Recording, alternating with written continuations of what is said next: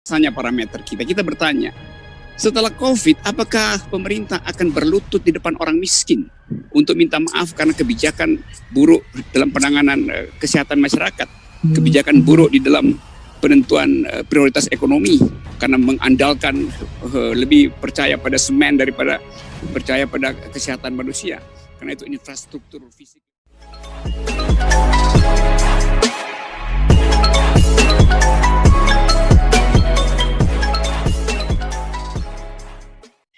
Ya, saya amati bahwa istilah the new normal itu akhirnya jadi semacam soundbite, semacam istilah yang gemar diucapkan, diartikulasikan oleh presiden, para menteri, pejabat daerah tuh. Karena kita kehilangan kosakata untuk menerangkan apa sebetulnya yang kita harapkan ke depan. Jadi kalau kita bilang the new normal, lalu kita bilang apa yang new supaya kita bisa sebut nanti kita akan memperoleh yang normal. Gak ada yang bisa jawab. Presiden juga pasti cuma dibisikin, sebut aja new normal. Apa tuh new normal? Berdamai dengan corona. Ya bukan itu kan maksudnya. New normal artinya pelonggaran PSBB. Juga bukan itu maksudnya. New normal itu harus menghasilkan satu perubahan kualitatif.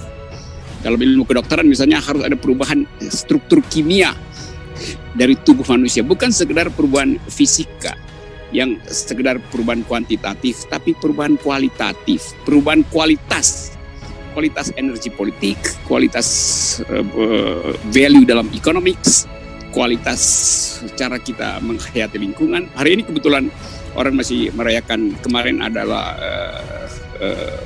Environmental Day, hari lingkungan sedunia.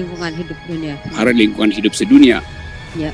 Jadi kita ingin proyeksikan apakah Indonesia nanti akan mengalami a new kind of Indonesia gitu.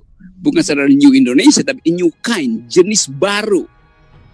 Jenis yang betul-betul lengkap, menghasilkan alam pikiran, keadilan sosial. Kalau kita hitung misalnya, coba kita lihat cepat-cepat. Berita tadi di Amerika, sekelompok masyarakat kulit putih berlutut di depan masyarakat kulit hitam. Sebelumnya polisi sudah berlutut di depan masyarakat publik kulit hitam untuk minta maaf terhadap rasisme. Barusan akan ada gelombang lagi bahwa orang kulit putih dengan kesadaran penuh berlutut untuk minta maaf terhadap 200 tahun rasisme, cara pandang yang merendahkan terhadap orang kulit hitam. Jadi itu muncul justru ketika ada COVID. Karena pembentuk penganiayaan terhadap Floyd, orang dapat momentumnya untuk bertobat yang menganggap bahwa ada superioritas kulit putih di Amerika. Kalau itu kita anggap sebagai the new normal, itu betul-betul perubahan kualitatif. Karena satu peristiwa di dalam keadaan pandemi, orang merasakan kita perlu solidaritas. Justru kenapa terjadi kriminalisasi lagi? Sesuatu yang sudah diingatkan dari tahun 61 oleh pejuang hak asasi manusia, Martin Luther King, Dr. Martin Luther King Jr., yang kemudian jadi era baru di Amerika untuk memulai penghentian rasisme, segregasi sosial. Juga di Amerika dimulai 5 Juni tentang penghormatan terhadap lingkungan. Karena itu kemudian PBB menetapkan 5 Juni kemarin sebagai hari penghormatan terhadap lingkungan. Kalau sekedar itu misalnya parameter kita bertanya, setelah COVID, apakah pemerintah akan berlutut di depan orang miskin untuk minta maaf karena kebijakan buruk dalam penanganan kesehatan masyarakat, kebijakan buruk di dalam penentuan prioritas ekonomi karena mengandalkan lebih percaya pada semen daripada percaya pada kesehatan manusia, karena itu infrastruktur fisik lebih ditekankan daripada infrastruktur batin misalnya. Kita mau uji itu. Jadi kalau kita balik pada Indonesia, apa sebetulnya yang dimaksud dengan the new normal? Seharusnya ada semacam perubahan sikap dari pemerintah. Apakah setelah new normal oligarki akan berhenti? Apakah secara new normal demokrasi tidak lagi memakai threshold untuk menghalangi partai-partai lain kecil mencalonkan presiden. Kalau itu tidak terjadi, maka istilah new normal itu jadi semacam letupan di bibir aja tuh, yang hanya bisa kita dengar suaranya, tetapi isinya tidak ada. Sekedar kalau istilah lagu, people hearing without listening. Jadi kita cuma dengar aja istilah the new normal sebagai gabungan dari 3 suku kata the new normal, tanpa kita pahami apa itu new di dalam normalitas nanti tuh. Karena pemerintah nggak pernah terangkan apa itu new normal. Nah, itu mengakibatkan publik menganggap new normal artinya balik lagi ke mall. New normal artinya boleh lagi korupsi. Nah, itu soal yang mendasar sekali. Kalau kita uji lagi misalnya segi hukumnya itu. Kalau misalnya udah ada the new normal, berarti undang-undang kedaruratan, Perpu tentang yang udah jadi undang-undang tentang corona yang dimaksudkan berlaku sampai 2022 mesti berhenti sekarang kan? Karena udah ada new normal. Jadi mesti udah berlaku pidana bagi pemerintah yang masih menaikkan di atas 3 plafon utang itu yang dinaikkan sampai 2022. Jadi berbagai macam kebijakan yang sekarang begitu dikasih parameter the new normal, mestinya kita ukur berdasarkan kemampuan pemerintah untuk membaca dirinya sendiri. Jadi apa itu the new normal? Adalah cermin buat pemerintah. Anda udah normal apa belum itu? Bukan buat rakyat sebetulnya. Karena seluruh kebijakan hari ini itu disebabkan oleh ketidakmampuan melihat apa yang menjadi esensi dari penanganan COVID ini, yaitu kemanusiaan yang adil dan beradab, keadilan sosial bagi seluruh rakyat Indonesia. Itu yang tidak terjadi. Nah, apalagi kalau kita pakai pengetahuan dari para dokter, bahwa new normal itu mestinya terjadi secara kurvanya betul-betul turun. Jadi peaknya udah dicapai, baru mulai bicara tentang the new normal. Kalau aparat COVID ini masih merangkak naik, masih creeping, ngapain ngomong tentang the new normal kan? Jadi kekacauan pikiran itu yang masuk ke kita. Dan pers sepertinya habis energi untuk mengulas itu baik di dalam tajuk rencana atau kolom-kolom. Ini mengakibatkan kita kehilangan kemampuan untuk menganalisis keadaan kita. Nah, karena itu berkumpul lah segala macam isu setiap kali ya ada isu yang mulai meledak meresahkan publik, pemerintah akan berupaya untuk ban isu itu dengan segala macam aparat kekuasaan yang dimiliki. Orang berpikir bahwa new normal mestinya mulai dong demokrasi juga dibikin new. Karena itu pembicaraan tentang pergantian presiden, kemungkinan presiden diimpeach itu dibiasakan ulang sebagai wacana universitas kan. Nah, sekarang itu dilarang di UGM, bakal dilarang lagi di UI, dilarang di Erlangga, dilarang di universitas swasta. Jadi justru pemerintah membuat rakyat ini tercekam padahal kita ingin masuk dalam keadaan new normal. Ketika kita bicara new normal mungkin terlalu berbahaya karena kita nuntut macam-macam. Yang diajukan pemerintah sebagai wacana baru adalah debat tentang undang-undang ideologi Pancasila yang nggak ada relevansinya dengan keadaan kesehatan sekarang. Itu ideologi Pancasila itu udah jadi kesepakatan agung.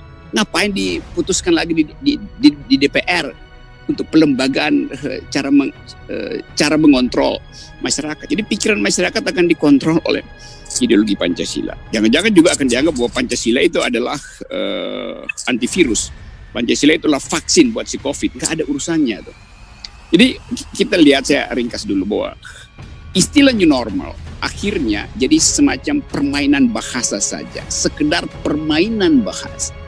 Inti masalahnya, landasan sosialnya tidak dimengerti. Apalagi abstraksi bahwa kita membayangkan the new normal artinya membayangkan sistem dunia baru.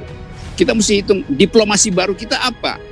Dalam keadaan COVID masih ada ketegangan antara Korea Selatan dan Korea Utara sekarang karena perang dinginnya mulai lagi tuh. Ada ketegangan Amerika dan US dengan China.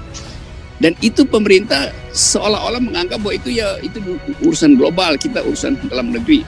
Padahal pandemi adalah satu situasi global di mana seluruh elemen harus kita uji. Global politics, new kind of diplomacy, new kind of economic value, new kind of solidarity, segala macam itu mesti kita persoalkan. Jadi sekali lagi, new normal itu adalah satu konsep etis, bukan sekedar konsep teknis. Saya kira itu pengantarnya.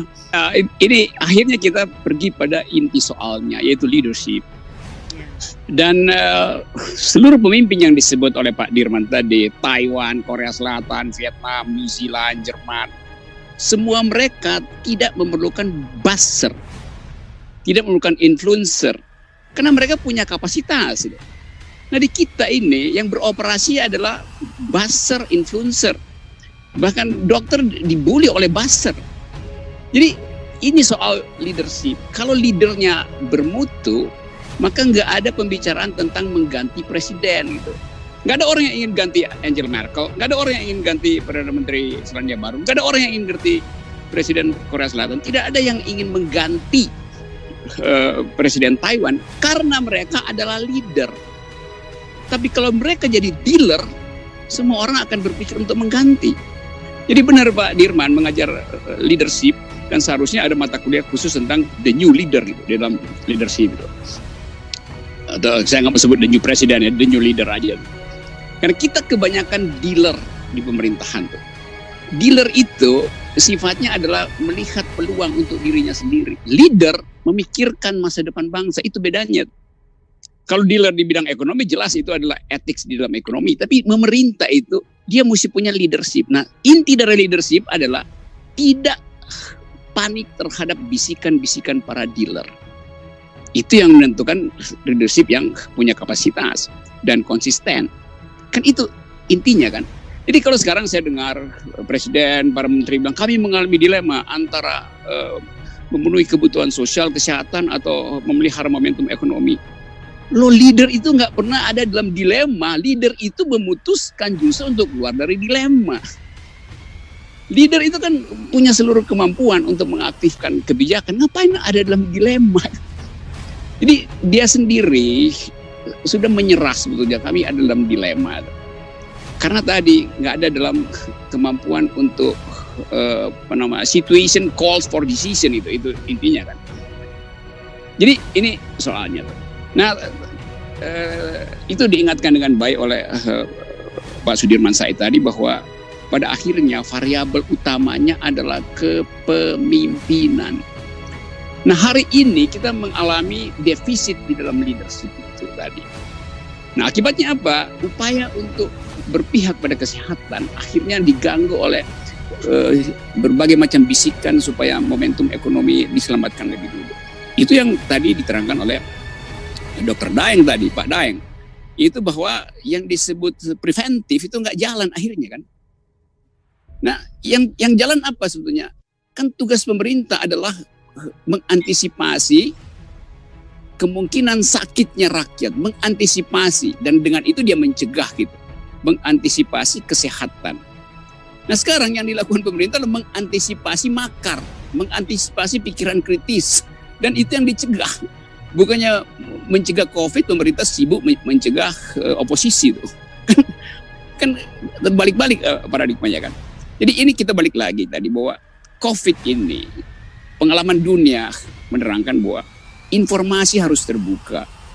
Kelegaan untuk menerima kritik harus dibuka selebar-lebarnya. Karena itu selalu ada hubungan antara COVID dan demokrasi. Saya baca banyak jurnal akhirnya menemukan bahwa leadership itu hanya bisa otentik di dalam climate yang demokratis. Karena dengan itu kita tahu bahwa dia adalah leader. Kalau nggak ada demokrasi, orang nggak tahu bahwa dia leader atau sekedar dealer. Apakah dia pemimpin atau sekedar petugas yang disuruh-suruh oleh pemodal segala macam tuh. Ini sebetulnya tantangannya. Jadi sekaligus COVID ini menguji leadership sebetulnya. Nah karena itu saya bisa katakan bahwa pemilu 2024 masih jauh, tetapi kita nggak perlu KPU lagi karena KPU kita namanya COVID sekarang. Dia udah uji siapa yang bisa memimpin di 2024. Dan ujian itu yang akan seharusnya diingatkan oleh lembaga-lembaga demokrasi bahwa Indonesia hanya mungkin masuk di dalam situasi the new normal dan kembali pada prinsip-prinsip welfare state kita menganut welfare state. Karena itu kebijakan di bidang kesehatan harus didahulukan. Apa konsekuensinya? Jelas konsekuensinya adalah anggaran dikeluarkan dulu untuk bidang kesehatan, bidang pendidikan, baru sisanya dibagi untuk soal-soal growth. Itu dasar dari negara welfare. Lain kalau kita mau ambil prinsip monetaris dari Chicago School dengan konsekuensi menjadi negara neoliberal, oke, silahkan soal uang aja. Jadi saya mau balik lagi pada sore ini, kita mempercakapkan sesuatu secara prospektif. Nah, konsekuensi dari bercakap-cakap secara prospektif artinya kita mengevaluasi yang today's politics tadi, current issue hari ini adalah lack of leadership. Jadi saya kira itu tanggapan saya, yaitu sebagai bangsa kita diuji sekaligus apakah kita sehat dan mampu untuk kompetisi nanti secara global setelah era COVID ini selesai, dan kemampuan itu akan ditentukan oleh siapa yang layak memimpin Indonesia dalam 1-2 tahun ke depan setelah diuji kepemimpinannya di dalam cara penanganan COVID. Saya kira ini lesson learn-nya yang mungkin bisa disosialisasikan sejak sekarang, bahwa kampanye politik itu artinya kampanye kemampuan hari ini memimpin penanganan COVID, bukan masuk di dalam dilema dan menganggap bahwa kekuasaan selalu harus memilih antara ini. Enggak, kekuasaan itu menentukan, bukan memilih. Memilih itu ujian kekuasaan. Jadi decision adalah inti dari leadership.